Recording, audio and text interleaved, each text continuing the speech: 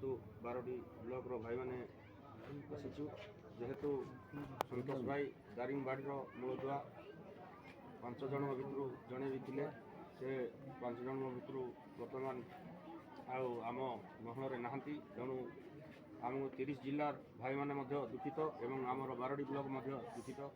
ତେଣୁକରି ଆମର ବର୍ତ୍ତମାନ 12ଟି ବ୍ଲକର ଯାହା ସାହାଯ୍ୟ ସହାନୁଭୂତି ଆପଣମାନଙ୍କ ପାଖରେ ପଡ଼େ ତାହେଲେ ଆପଣମାନେ ଜଣେଇଲେ ଆମେ ନିଶ୍ଚିନ୍ତ ଟିକେ ଆମେ ଆପଣଙ୍କର ଗୁହାରି ବି ଶୁଣିବୁ।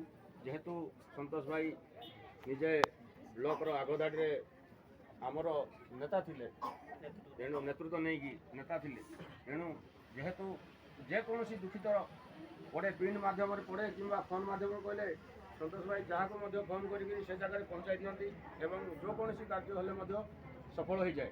ତେଣୁ ସେ ଭାଇଟି ଆମ ପାଖରୁ ସବୁଦିନ ପାଇଁ ଛାଡ଼ି ଚାଲି ଯାଇଛନ୍ତି, ସେଥିପାଇଁ ମୋର ବହୁତ ଦୁଃଖିତ।